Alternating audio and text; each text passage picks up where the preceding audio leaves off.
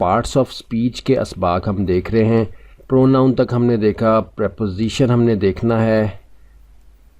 کچھ تفصیل ہے, پریشانی کی بات نہیں, بہت آسان ہے سمجھنا. پریپوزیشن وہ الفاظ ہیں جن کا کہ کام کسی جملے میں اس طرح سے ہوتا ہے جیسا کہ گلو کا یا سیمنٹ کا, جو دو اینٹوں کو جوڑنے کے کام آتا ہے, دو بلاکس کو جوڑنے کے کام آتا ہے. اگر سیمنٹ نہیں ہوگا تو الفاظ آپس میں صحیح طرح سے جڑ نہیں سکیں گے. اسی طرح اگر جملے میں پریپوزیشن نہیں ہوگا تو الفاظ صحیح طرح سے جڑ نہیں پائیں گے, ان کا مطلب صحیح طرح سے سمجھ نہیں آ پائے گا. کچھ تشریح دیکھتے ہیں, اس کی وضاحت کرتے ہیں اور پھر کچھ مثالیں دیکھتے ہیں. A preposition is a word such as after, in, to, on, and with. Prepositions are usually used in front of nouns or pronouns, and they show the relationship between the noun or pronoun and other words in the sentence.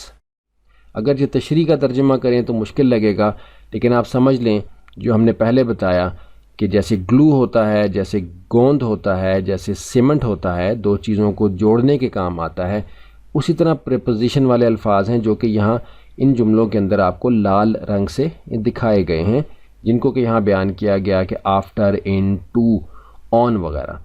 پہلا جملہ دیکھتے ہیں, کچھ واضح ہو جائے گا. ہی set on the chair, وہ کرسی پر بیٹھا تھا یا بیٹھا ہے. اب پر جو لفظ ہے, پر, کرسی پر, اب پر کو ہم اردو میں استعمال کرتے ہیں, یہ دو حصوں کو, جملے کے دو حصوں کو جوڑنے کے کام آ رہا ہے. اسی طرح آن یہاں دیکھ رہے ہیں آپ کہ ہی سیٹ آن دا چیئر. اگر کوئی نیا بولنے والا جو کہ انگریزی بولنا سیکھنا شروع کر رہا ہو, وہ یہ جملہ کہے کہ ہی سیٹ دا چیئر, تو پرانے انگریزی بولنے والے کچھ کوشش کریں گے سمجھنے کی اور شاید وہ سمجھ بھی جائیں, لیکن جملہ درست نہیں ہوگا. جملے کے دو حصے صحیح طرح سے آپس میں نہیں جڑ رہے. جیسے ہم کہیں کہ وہ کرسی بیٹھا, اب کرسی بیٹھا سمجھ تو آ جائے گی کہ یہ کوئی نیا اردو بولنے والا ہے اور اس کو نہیں پتا کہ اس نے کہنا ہے کہ وہ کرسی پر بیٹھا, تو وہ کہہ رہا ہے کہ وہ کرسی بیٹھا. اب پر جو ہے وہ اردو میں ہے, آن جو ہے وہ انگریزی میں ہے. ہی سیٹ آن دا چیئر, وہ کرسی پر بیٹھا. اسی طرح دیگر مثالیں ہیں, آپ کچھ اس کا تعلق سمجھ گئے اس سمپل سی مثال سے. اب آگے ہم ان کو پڑھتے ہیں. دیر از سم ملک ان دا فریج. اگر ہم کہتے ہیں کہ دیر از سم ملک دا فریج, تو نہ سمجھ میں آتی کہ فریج میں کچھ دودھ پڑا ہے. تو اگر ہم کہتے کہ فریج دودھ پڑا ہے تو وہ بات صحیح طرح سمجھ نہ آتی. ہی was hiding under the table, وہ میز کے نیچے چھپا ہوا ہے. اگر انڈر نکال دیں, he was hiding under the table, تو رہ جائے گا he was hiding the table, وہ میز چھپا رہا ہے. تو ظاہر ہے کہ بالکل معنی بدل جائے گا. The cat jumped off the counter, بلی نے کاؤنٹر سے چھلانگ لگا دی, نیچے چھلانگ لگا دی. ہی ڈروو اوور دا برج, وہ پل پر سے ڈرائیو کرتے ہوئے گزرا. اوور دا برج, اس کے اوپر سے گزرا. دا بک بلانگس ٹو آصف, اگر ہم ٹو نکال دیں اور ہم کہیں کہ دا بک بلانگز آصف, تو غلط ہوگا.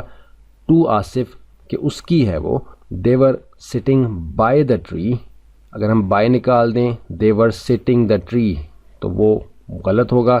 بائی دا ٹری, درخت کے قریب بیٹھے ہیں, اس کے ساتھ بیٹھے ہیں. We are running in the park today, in اس کے اندر. We are running the park today ہوگا تو بالکل غلط ہو جائے گا, سمجھ نہیں آئے گی کہ اس سے کیا مراد ہے.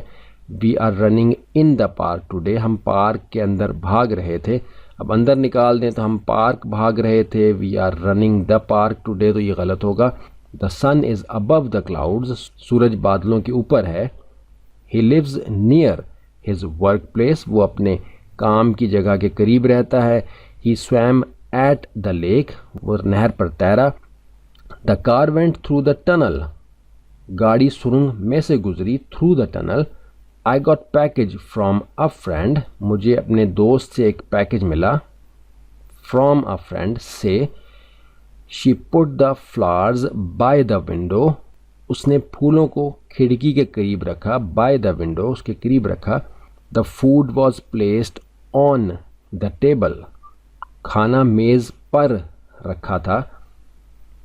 تو آپ سمجھ گئے کہ پریپوزیشن ایسے الفاظ ہیں جو کہ جملے کے دو حصوں کو جوڑتے ہیں. یہاں بتایا گیا کہ ناؤن کو بھی اور پرو ناؤن کو بھی، اور یہاں بتایا گیا کہ ناؤن اور پرو ناؤن کا جو آپس کا تعلق ہے وہ پریپوزیشنز کے ذریعے سے صحیح طور پر قائم ہوتا ہے. اور ہم نے کچھ مثالیں دیں کہ کیسے اگر آپ پریپوزیشن کو بیچ میں سے نکال دیں گے جملے کے تو جملہ متوازن نہیں رہے گا.